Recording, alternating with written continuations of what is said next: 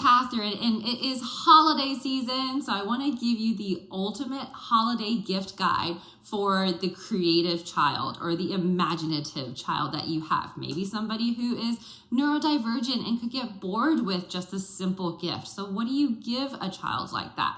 Everything I'm giving you is kid tested. That means that at my summer writing camps, in my one-on-one classes, my small group classes, working with the kids, I'm noticing this is what kids are liking, and I'm ignoring everything I've tried that didn't work. Or if it was too messy or too expensive, I'm not including those for you. I'm gonna start with some arts and craft ideas and then also end with some book suggestions for you. And I hope that this will give you the most amazing collection of gifts that you can give children in your lives. The first one is really simple, but really hilarious, and it's perfect for creative kids.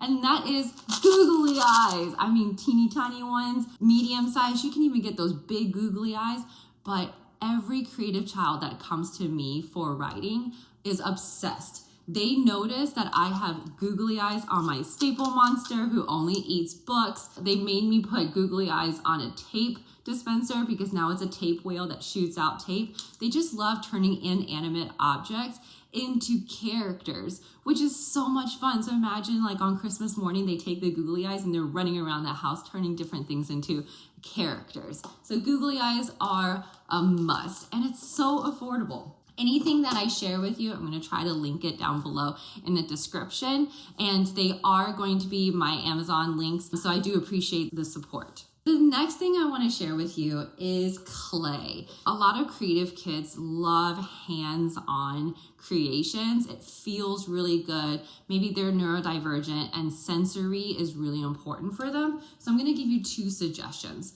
One of them is air dry clay. This is by Crayola. If you keep it tight, it stays moist and fresh for you. And air dry clay is amazing. You can create a lot of crafts without having a kiln. So for example, I made this donut bowl just by taking a little bowl. I put saran wrap over it as a mold. I created coils and I molded a bowl right here. And then I painted over it after it dried. It was so much fun. I have a lot of kids who create lots of really cool character figures with air dry clay. This would be probably, I would say 4th grade and up, but if you have younger kids or air dry clay might be a little bit too messy, one step down from it that is equally amazing is this kind of air dry clay. This kind of air dry clay, you can get a kit on Amazon for really cheap, and they come in little baggies of squishy different colors of clay, and you just squeeze it a little bit because it'll come out kind of moist, and then it'll be this perfect texture where you can mold it into little tiny characters. And take a look at this adorable wizard with, of course, googly eyes that one child made, and they have made so many different characters. So a lot of the kids, they'll make a book and then they'll use air dry clay to create a character from their book. And then they can put them everywhere. Some kids even create the characters and we use them for board games when we play. So it's really fun. Also, when you find a kit, look for kits that provide little like hats and legs and eyes. That makes it really fun.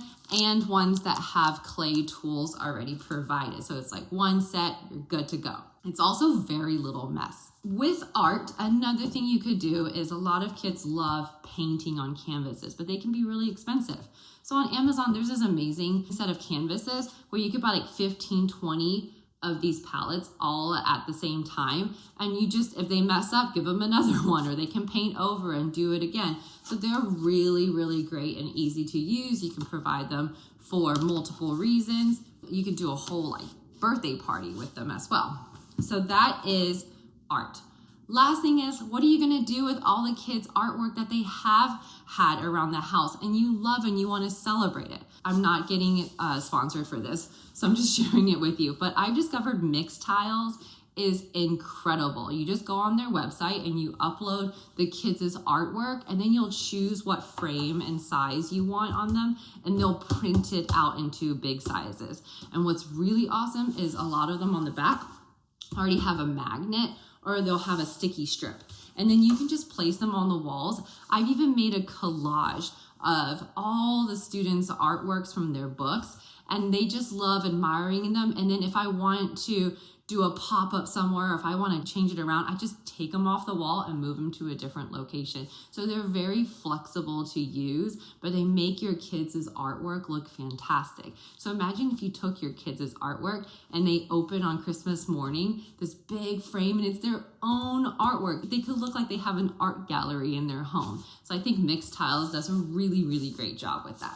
With stories and art, another thing we want kids to be able to do is imagine and create stories and tell them, right? So one of the best ways to do that is getting story toys. So students and kids love taking these little tiny toys and they make their own village, they make their own problem. You can come up with so many things. You can say like, okay, I want you to come up with a story where there's like 3 bad people and 2 good people, and I want you to show me where they all live. And then they can take all of these figures and it would be like an entire hour of play. So all I do is I go on Amazon and I look up things like miniature toys or little miniature woodland figures, and they'll just show up. Look at this adorable gnome, and I found this little frog king, and there's like chairs. They love these little mushroom houses, and I just started collecting all of these little toys, put them in a basket, and they can create their own world. This really promotes imagination, communication, storytelling, language development, but it's also play for them, and they have no idea that this is also academic. So it's like the perfect combination of the two. Grab a basket and start just collecting these story toys over time, but you could start during the holidays by gifting them a few of these little collections. So that is a very valuable one. Your teachers will also really appreciate this because this is a powerful way of starting writing when they are not actually on paper and pencil. They're creating their stories orally. All right, I hope that you are already making a list and this is already sounding great. We're gonna now move on to books and writing. I know that in school it makes it sound like it's really boring and they're just, using paper and pencil, but we want kids to really love it. So for your creative and imaginative child, they're gonna actually love making books and making stories. And the cheapest way to do it, which is actually the most powerful way, is open-ended type of books. Using blank paper, stapling them, maybe with a staple monster, and then giving them fresh new markers, crayons, and having them make books. This child, for example, has made multiple books of the same 2 characters of Freddie and Joey, and they have different series and events that happen, and then we can hang them on the wall to celebrate. So what could be these materials? One thing I noticed that kids are obsessed with lately, they always pick these up, are brush pens.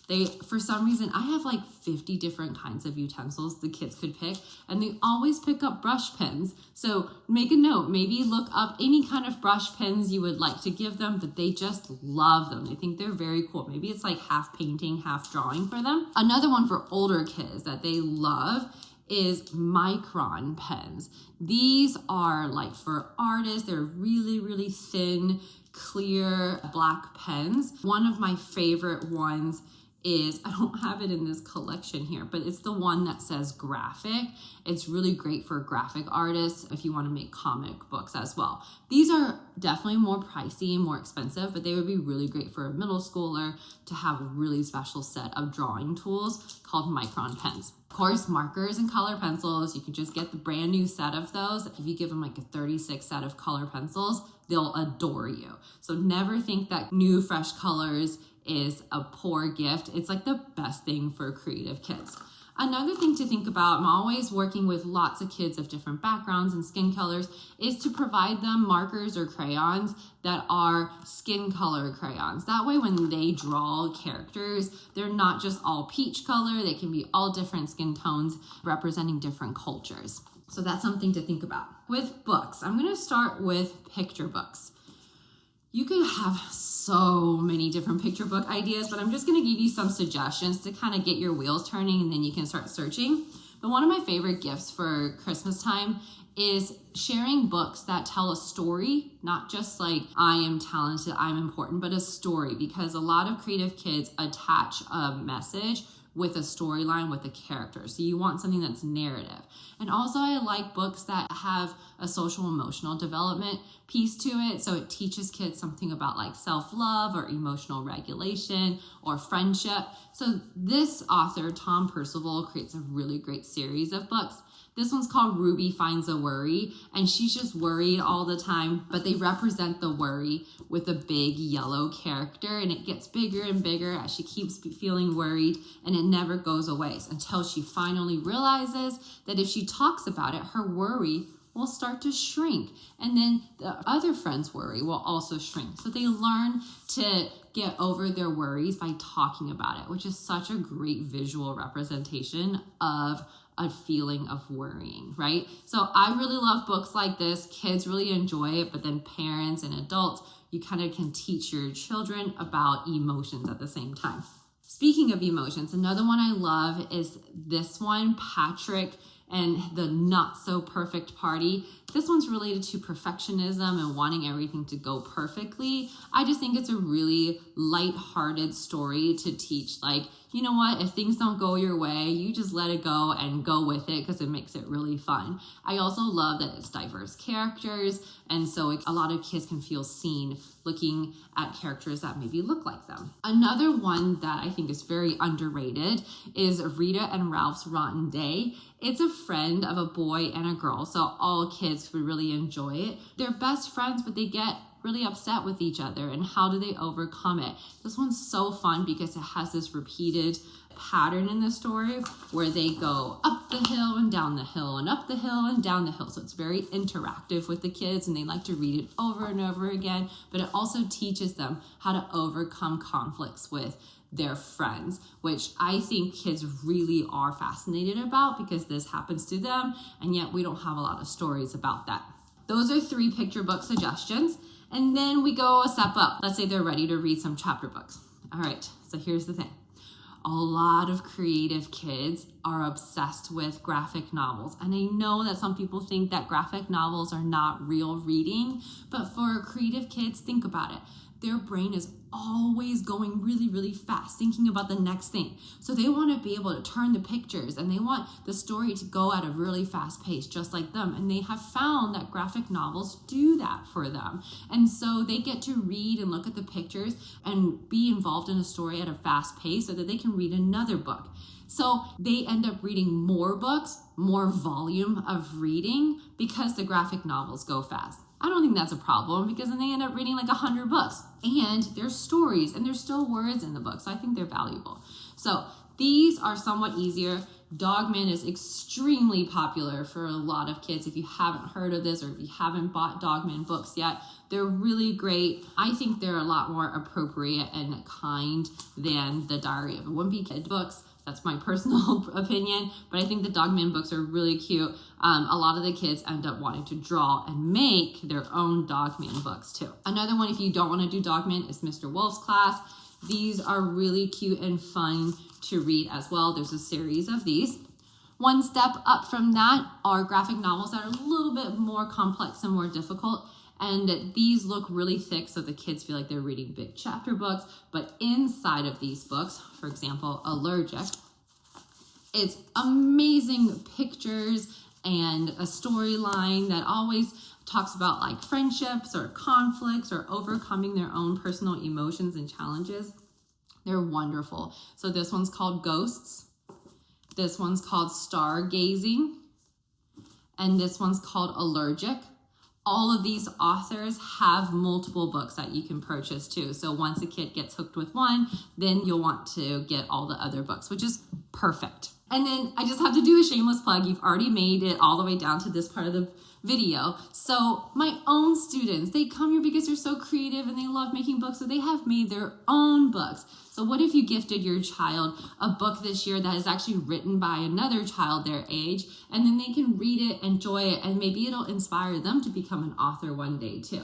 One of the kids that I work with told me that kids love reading books by kids because they understand each other's humor. They understand each other's storyline. So it's way more interesting to read. So these are amazing. Like, look at this. It's drawn by the kids. There's pictures in here. It's incredible storylines that the kids have written and come up with themselves. And also the profits of these books go straight to the students. And one last thing, if you want to, on my website, I have a lot of self-love types of confidence building gifts and resources. And one of them is something that kids were obsessed with when I had a lot of events, which was coloring t-shirts. These say we are all the right colors, celebrating that who they are as a creative child is perfect. And they get to use fabric markers to color it, and then you can wash them as many times as you want, and it'll always say like that. So they get to create their own clothing too. So I think those are really fun. If you want them, you can find them on our website at alltherightcolors.com. Okay, that's it. That's the ultimate gift guide. I hope you found something really helpful. It was really fun sharing them with you. And I hope you have a wonderful, happy holiday season.